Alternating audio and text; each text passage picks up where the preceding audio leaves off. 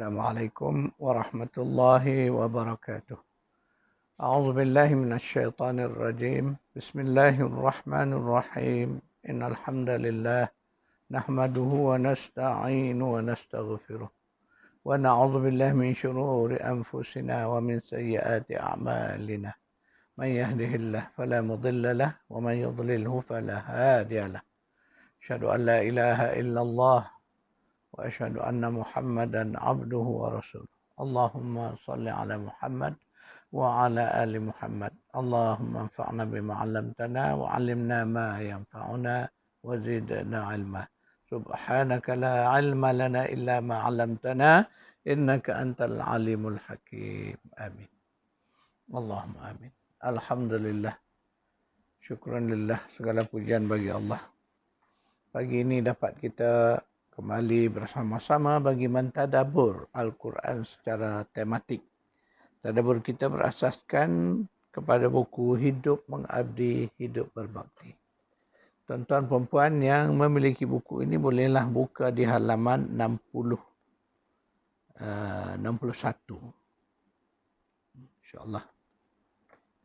Dalam kuliah yang lalu saya menjelaskan tentang Islam dan bagaimana cara kita seharusnya memahami Islam, memahami diri kita sebagai seorang Muslim.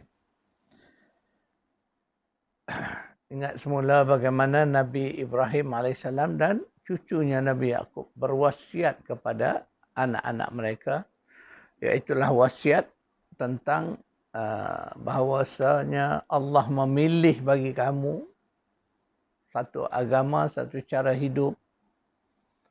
Dan jangan kamu mati melainkan kamu dalam keadaan Muslim. Itulah makna Islam tadi. Makna kita dapat sebaik-baiknya kita sedar bahawa Islam yang kita dapat ini adalah pilihan diri kita. Makna kita memilih Islam itu sebagai cara hidup kita karena kita sedar berdasarkan kepada ilmu, berdasar pada pengetahuan kita bahawa Islam itu adalah satu pilihan daripada Allah untuk kita. Maka kita menerima pilihan Allah Subhanahu wa taala itu. Demikianlah indahnya Islam. Dan juga semalam saya menyebut tentang bahawa Islam itu sendiri dinamakan oleh Allah. Jadi tuan-tuan dan puan, saya akan baca ayat ini, ayat dari surah Hajj, surah 22 ayat 78. A'udzu billahi minasyaitonir rajim. Wajahidu fillahi haqqa jihadih wajtabakum wama ja'ala 'alaikum fid dini min haraj millata abikum Ibrahim وسماكم المسلمين من قبل وفي هذا ليكون الرسول شهيدا عليكم وتكونوا شهداء على الناس فأقيموا الصلاة وآتوا الزكاة واعتصموا بالله ومولاكم فنعم المولى ونعم النصير. Dan berjihadlah kamu pada jalan Allah dengan jihad yang sebenar-benarnya. Dialah yang memilih kamu untuk mengerjakan suruhan agamanya. Dan ia tidak menjadikan kamu menanggung sesuatu keberatan atau susah payah dalam urusan agama. Itulah millah bapa kamu Ibrahim. Ia menamakan kamu orang-orang Islam semenjak dahulu dan di dalam Al-Quran ini supaya Rasulullah sallallahu alaihi wasallam menjadi saksi yang menerangkan kebenaran perbuatan kamu dan supaya kamu pula layak menjadi orang-orang yang memberi keterangan kepada umat manusia. Oleh itu dirikanlah salat, berikanlah zakat serta berpegang teguhlah kamu kepada Allah. Dialah pelindung kamu dan Allah yang demikian sifatnya dialah sahaja sebaik-baik pelindung dan sebaik-baik pemberi pertolongan. Itulah dalil menunjukkan bahawa kita ni mendapat Islam ini adalah daripada Allah. Allah yang memilih Islam untuk kita. Jadi ketika Allah memberi petunjuk hidayah kepada Nabi Ibrahim alaihissalam, maka Islam itu diwariskan, ya, diwariskan dari satu generasi ke generasi zuriatnya. Sebab itu kita melihat zuriat Nabi Ibrahim alaihissalam ni ramai rasul-rasul yang lahir dari kalangan cucu, cicit dan zuriat di bawahnya. Sehinggalah akhirnya sampai kepada Nabi kita Muhammad sallallahu alaihi wasallam. Beliau juga adalah cucu, cicit, ya, daripada zuriat Nabi Ibrahim alaihissalam mengikut jalur Nabi Ismail. Yang ramainya adalah datang dari jalur Nabi Ishaq alaihissalam. Tuan-tuan dan puan, pagi ini insya-Allah kita mulakan dengan sambungan bagi saya menjelaskan kedudukan Islam di tahap awal, iaitulah ketika mana Nabi Ibrahim alaihissalam membawa Islam ini, mengembang dan memperjuangkannya. Kita baca surah Baqarah ayat 133. A'udzubillahi minasyaitonir rajim. Am kuntum syuhada'a idza hadara Ya'qub al-maut idza qala li banihi ma ta'buduna min ba'di qalu na'budu ilahaka wa ilaha abaika Ibrahim wa Ismail wa Ishaq ilahan wahidan wa nahnu lahu muslimun. Demikianlah wasiat Nabi Yaqub. Bukan sebagaimana yang kamu dakwakan itu, wahai orang-orang Yahudi. Kamu tidak hadir ketika Nabi Yaqub alaihissalam hampir wafat, ketika dia berkata kepada anak-anaknya, apakah yang kamu akan sembah sesudah aku mati? Mereka, anak-anak Nabi Yaqub menjawab, kami mengabdikan diri kami kepada Rabbmu dan Rabb kepada datuk nenekmu Ibrahim dan Ismail serta Ishak, iaitulah Rabb yang Maha Esa, dan kepadanya lah sahaja kami adalah orang-orang yang berserah diri. Ayat ini 133 dari surah Al-Baqarah menceritakan saat-saat, detik-detik ketika Nabi Yaqub alaihissalam hampir wafat. Dia memanggil anak-anaknya dan berwasiat. Dalam ayat lain disebut bahawa Nabi Yaqub berwasiat mengingatkan anak supaya memilih Islam itu sebagai ad-din mereka, cara hidup mereka. Jadi dalam ayat ini Allah ceritakan pula bahawa untuk menegaskan lagi, meyakinkan lagi, maka Nabi Yaqub AS bertanya anak-anaknya, setelah aku tak ada nanti, kamu nak sembah apa? Siapa yang kamu nak sembah? Kepada siapa kamu nak abdikan diri kamu? Apa jawab anak-anaknya? Jawab mereka, na'budu ilahaka, kami akan mengabdikan diri kami kepada ilah engkau. Wa ilaha abaika, dan ilah kepada ayah engkau, datuk nenek engkau. Siapa disebut detail? Ibrahim, Ismail, Ishaq. Iaitulah ilahan wahidan. Wa nahnu lahu muslimun. Sedangkan kami semua ni orang-orang Muslim. Jelas tuan-tuan dan puan, ayat ini nak menegaskan.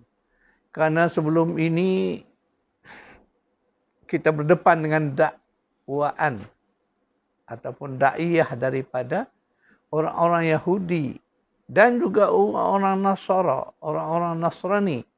Mereka mendakwa bahawa Nabi Ibrahim, Nabi Yaqub, Nabi Ishaq, semua itu beragama dengan agama mereka. Orang Yahudi kata mereka semua ni, Nabi-Nabi ni beragama Yahudi. Orang Nasrani berkata, mendakwa bahawa Nabi-Nabi semua ni beragama Nasrani. Sebab itulah Allah datangkan ayat ini untuk menegaskan kepada mereka. Sebab itu disebut, adakah kamu hadir? Kamu tak ada pun ketika mana Nabi Yaqub dulu. Ni Allah nak cerita. Zaman Nabi Yaqub dulu mana ada lagi agama Yahudi, agama Nasrani ni. Jadi macam mana kamu boleh berdakwa bahawa Nabi-Nabi yang sebelum-sebelum ini beragama dengan agama kamu? Maksud dia begitu. Sebab tu Allah sebut ayat-ayat ni. Kamu tak hadir ketika Nabi Yaqub hampir wafat. Dan ketika itu dia berwasiat mengingatkan anak-anaknya. Jadi di sini jelas bahawa anak-anak Nabi Yaqub mengaku bahawa mereka akan mempertahankan tauhid, akan mengabdikan diri hanya kepada Allah, ilahan wahidan. Disebut itu tauhid dia. Ilah yang Maha Esa, itulah Allah. Kemudian mereka mengakui, mengukuhkan pengakuan mereka, maka mereka ini adalah umat Muslim. Wa nahnu lahu muslimun. Bahawa kami ini berserah diri kepada Allah.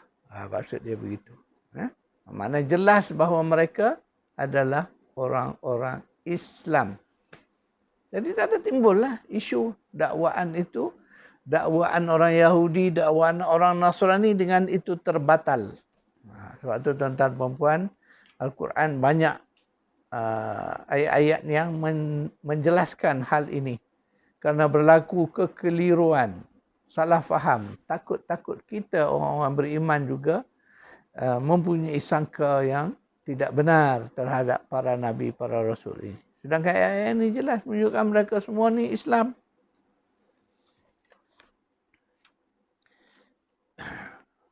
Kemudian kita melihat anak kepada Nabi Yaqub. Tuan-tuan tentu ingat ya, salah seorang anak Nabi Yaqub ni anak-anaknya ramai. Tapi seorangnya yang terkenal dan diceritakan dengan terperinci kisah perjuangan hidupnya. Itulah Nabi Yusuf alaihissalam. Jadi ayat ini berada dalam surah Yusuf. Surah 12 ayat 38. A'udzu billahi minasyaitonir rajim. Wattaba'tu millata abai Ibrahim wa Ishaq wa Yaqub. Ma kana lana an nusyrika billahi min syai'. Dzalika min fadlillahi 'alaina wa 'alan nas. Walakinna aksaran nasi la yashkurun. Surah Yusuf, surah 12 ayat 38. Dan aku menurut cara hidup bapa dan datuk nenekku Ibrahim dan Ishak serta Yaqub, tidaklah sepatutnya kita mempersekutukan sesuatu dengan Allah. Mentauhidkan Allah ialah hasil dari limpah kurnia Allah kepada kita dan kepada umat manusia. Maka kebanyakan manusia tidak bersyukur. Ini pengakuan cucu kepada Nabi Yaqub alaihissalam. Zuriat daripada Nabi Ibrahim alaihissalam. Kerana Nabi Yaqub itu cucu kepada Nabi Ibrahim. Sedangkan Nabi Yusuf ialah anak kepada Nabi Yaqub. Bermakna Nabi Yusuf ini cicitlah kepada Nabi Ibrahim alaihissalam. Betul ya? Mana Nabi Yaqub cucu pada Nabi Ibrahim, Nabi Yusuf anak kepada Nabi Yaqub. Jadi Nabi Yusuf adalah seorang cicit dari Nabi Ibrahim alaihissalam. Tengok pendirian mereka. Tetap mempertahankan pendirian Islam itu. Maknanya dakwah mereka, pegangan mereka adalah Islam. Sebab apa? Ketika Nabi Yaqub bertanya anak-anak dia, mereka memperaku bahawa mereka adalah orang Islam. Wa nahnu lahu muslimun. Jadi jelas. Dengan penjelasan itu, terbatallah hujah dan lemahlah hujah orang-orang Yahudi dan Nasara. Ingat tuan-tuan dan puan, mereka ini bukan sebarang orang kerana mereka ini juga mempunyai pengetahuan tentang kitab-kitab. Jadi sebab itu kita kena berhati-hati dengan kelompok Yahudi dan Nasara. Tadi saya dah sebutkan bahawa Allah menafikan dakwaan palsu orang-orang Yahudi dan Nasara. Al-Quran menjelaskan bahawa semua para nabi dan rasul membawa cara hidup dinul Islam. Kerana hanya itulah satu-satu cara hidup yang Allah redha.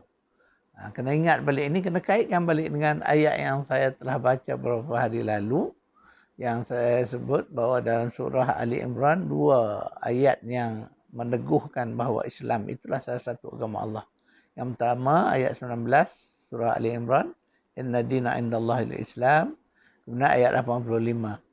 Sesiapa yang memilih selain Islam sebagai agama dia, Allah tak terima. Jadi itu ada kaitan supaya kita faham bahawa kita menerima Islam ini kerana perakuan Allah. Bahawa satu saja din, cara hidup yang Allah redha, itulah Islam. Tuan-tuan dan puan, mari kita baca surah Al-Baqarah ayat 135, 136. Ayat ni agak panjang. A'udzubillahi minasyaitanir rajim. وقالوا كونوا هودا أو نصارى تهتدوا قل بل ملة إبراهيم حنيفا وما كان من المشركين قولوا آمنا بالله وما أنزل إلينا وما أنزل إلى إبراهيم وإسماعيل وإسحاق ويعقوب والأسباط وما أوتي موسى وعيسى وما أوتي النبيون من ربهم لا نفرق بين أحد منهم ونحن له مسلمون. Dan mereka kaum Yahudi dan Nasrani berkata, jadilah kamu pemeluk agama Yahudi atau pemeluk agama Nasrani. Niscaya kamu akan mendapat petunjuk. Katakanlah wahai Muhammad, kami orang-orang Islam tidak akan menurut apa yang kamu katakan itu. Bahkan kami mengikut millah agama Nabi Ibrahim yang tetap di atas dasar tauhid. Dan bukanlah dia dari orang-orang musyrik. Katakanlah, wahai Muhammad, wahai orang-orang yang beriman, katakanlah, kami beriman kepada Allah dan kepada apa yang diturunkan kepada kami, iaitulah Al-Quran, dan kepada apa yang diturunkan kepada Nabi Ibrahim, Nabi Ismail, Nabi Ishak dan Nabi Yaqub, serta anak-anaknya, dan juga kepada apa yang diberikan kepada Nabi Musa, Taurat, kepada Nabi Isa, Injil, dan kepada apa yang diberikan kepada nabi-nabi dari Tuhan mereka. Kami tidak membeza-bezakan di antara seorang daripada mereka sebagaimana kamu orang Yahudi dan Nasrani membeza-bezakannya. Dan kami semua adalah Islam, berserah diri, tunduk taat kepada Allah semata-mata. Ini dia. Ayat ni agak panjang. Makna ayat yang Allah menunjukkan sikap angkuh orang-orang Yahudi dan Nasrani. Mereka mengajak kita ni. Itulah yang sampai sekarang ini kerja dakwah jahat orang-orang Yahudi dan Nasrani. Maka terus berusaha untuk mengajak kita masuk agama mereka. Kerana mereka mendakwa apa? Mereka lah agama yang benar. Jadi kalau nak dapat petunjuk, mari masuk Yahudi, masuk Nasara. Maksudnya begitu.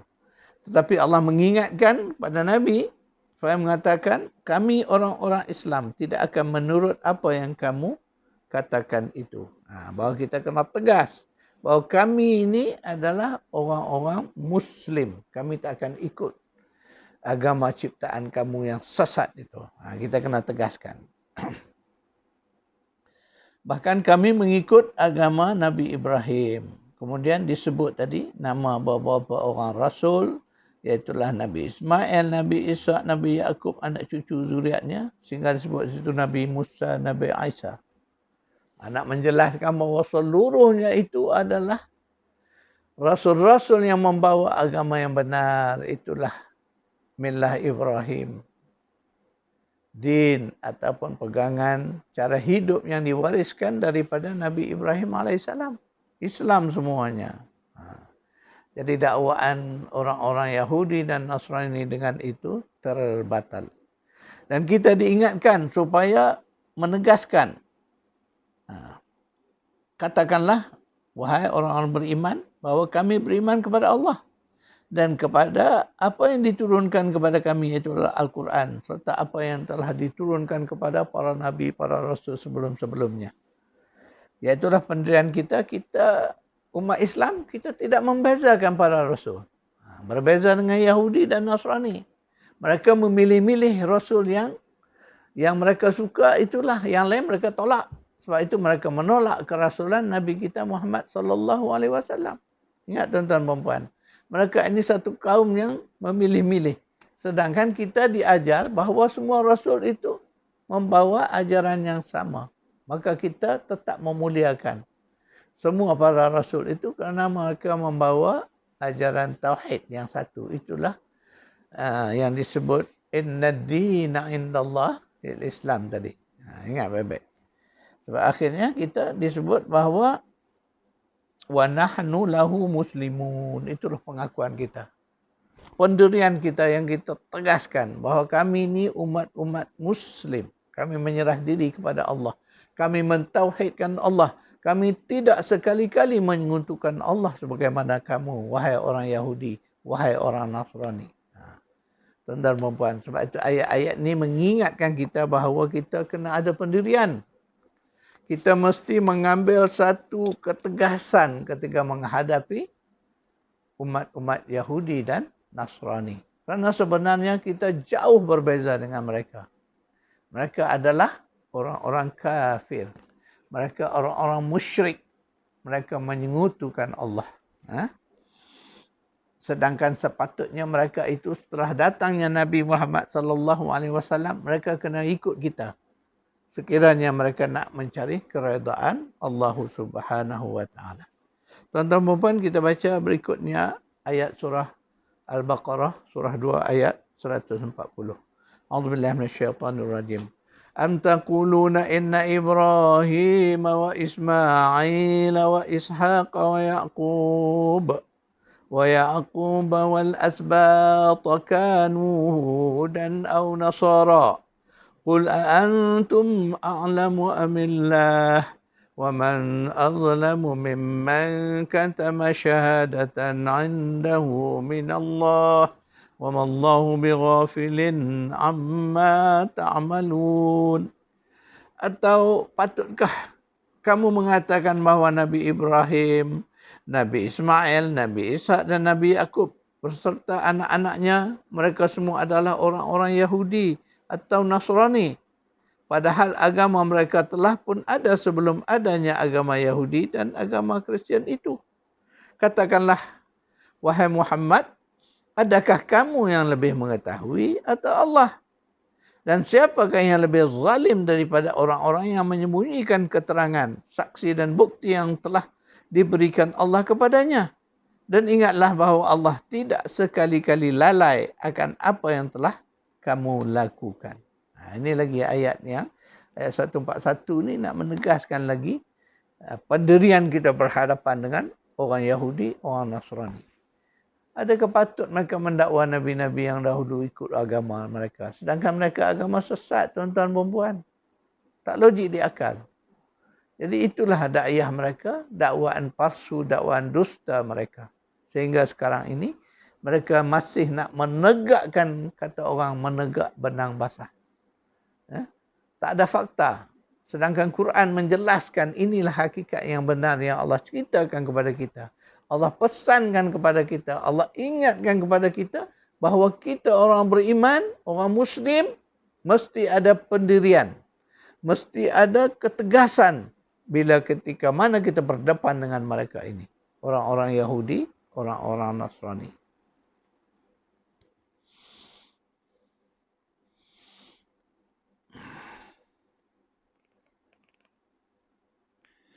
Jadi pendirian kita jelas. Kita baca di dalam surah 6 ayat 102. A'udzubillahi minasyaitonir rajim. Zalikumullahu rabbukum la ilaha illahu khaliqu kulli syai'in fa'buduh wa huwa ala kulli syai'in wakil. Yang demikian sifat-sifatnya dan kekuasaannya ialah Allah, Rabb kamu, dan tiadalah ilah selain daripada Dia yang menciptakan tiap-tiap sesuatu. Maka beribadatlah kamu kepadanya dan ingatlah bahawa Dialah yang mentadbirkan segala-galanya. Itulah pendirian kita, tauhid kita. Itulah Allah, dan Allah itulah Rabb kepada kamu semua. Tiada ilah melainkan Dia. Khaliqu kulli syai'. Dialah yang telah mencipta segala sesuatu. Maka fa'budu. Maka hendaklah kamu abdikan diri kamu. Beribadatlah kepadanya. Wa huwa ala kulli syai'in wakil. Sedangkan Allah itu berkuasa, mengurus, mentadbir, bergantung kepadanya segala sesuatu. Inilah mana Allah itulah yang memiliki segala sesuatu, termasuklah diri manusia. Jadi jelas, itulah konsep uluhiyah kita, konsep rububiyah kita. Tuan-tuan dan puan-puan, mantapkan konsep ini, kerana ini adalah tauhid yang diajar oleh Al-Quran. Mari kita baca surah Baqarah juga, ayat 21 hingga 22. A'udzubillahi minasyaitonirrajim. Ya ayyuhan nasu ubudu rabbakumul ladzi khalaqakum walladzina min qablikum la'allakum tattaqun. الذي جعل لكم الأرض فراشا والسماء بناء وأنزل من السماء ماء فأخرج به من الثمرات رزقا لكم فلا تجعلوا لله أندادا وأنتم تعلمون. Wahai manusia, abdikanlah diri kamu kepada Rabb kamu yang telah menciptakan diri kamu dan orang-orang yang sebelum kamu, supaya kamu menjadi orang-orang yang bertakwa. Dialah Rabb tadi yang menjadikan bagi kamu bumi ini sebagai hamparan dan langit sebagai binaan.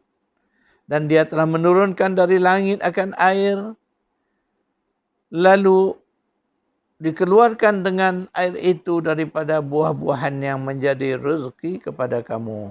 Maka janganlah sekali-kali kamu menjadikan sekutu-sekutu kepada Allah, sedangkan kamu mengetahui. Ini ayat surah Baqarah, tuan-tuan dan puan-puan, ayat 21-22. Mengingatkan, seruan ini ditujukan kepada manusia. Wahai manusia. Ini seruan dakwah. Dan seruan yang sepatutnya kita boleh manfaatkan juga dalam kerja-kerja dakwah kita. Kita kena ajak orang di luar sana yang belum Islam supaya mereka mengabdi diri hanya kepada Allah. Kenapa? Kita boleh ingatkan kepada mereka bahawa Allah lah yang mencipta kita, yang menjadikan kita. Allah lah yang menciptakan bumi ini terhampar, membolehkan kita tinggal di sini. Kemudian di atasnya ada langit sebagai binaan, ya, yang melindung kita. Kemudian kita diingatkan supaya jangan menyekutukan Allah dengan segala sesuatu. Itulah pesan dia. Mana inilah message ataupun misi dakwah. Jadi pada kita hari ini, ayat ini juga merupakan konten ataupun kandungan dakwah kita. Nak ngajak manusia supaya kembali menyembah Allah. Tidak menyembah patung berhala, tidak menyembah syaitan, tidak menyekutukan Allah dengan segala sesuatu. Maknanya kita kena membersihkan iman manusia daripada segala sesuatu yang boleh menjadikan mereka syirik. Jadi tuan-tuan puan-puan, bercerita tentang Islam ya, bercerita tentang tanggungjawab kita sebagai umat Islam ini terlalu luas skopnya. InsyaAllah kita akan cuba buatkan setakat yang kita mampu untuk membuat liputan tentang hal ini. Tuan-tuan dan puan-puan, sekadar itu dulu kuliah kita pada pagi ini. InsyaAllah kita akan sambung lagi pada waktu akan datang. Sebelum berakhir kuliah, saya akan buatkan catatan nota-nota kuliah kita, ayat-ayat yang kita tadaburkan pada pagi ini.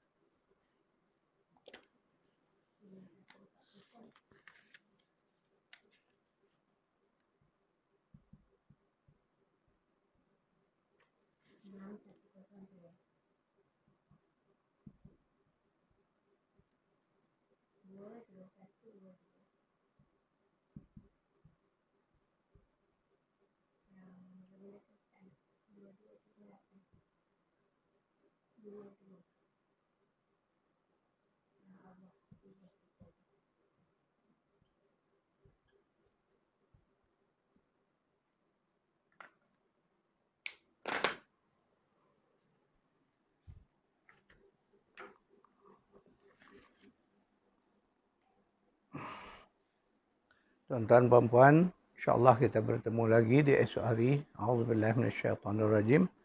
Bismillahirrahmanirrahim. Alhamdulillahirabbil alamin wassalatu wassalamu ala asyrafil anbiya'i wal mursalin wa ala alihi wa sahbihi ajma'in. Allahumma arhamna bil Qur'an waj'alhu lana imaman wa nuran wa hudan wa rahmah. اللهم ذكرنا منه ما نسينا وعلمنا منه ما جهلنا وارزقنا تلاوته آناء الليل وأطراف النهار واجعله لنا حجة يا رب العالمين. ربنا آتنا في الدنيا حسنة وفي الآخرة حسنة وقنا عذاب النار. صلى الله على محمد وعلى آله وصحبه أجمعين والحمد لله رب العالمين.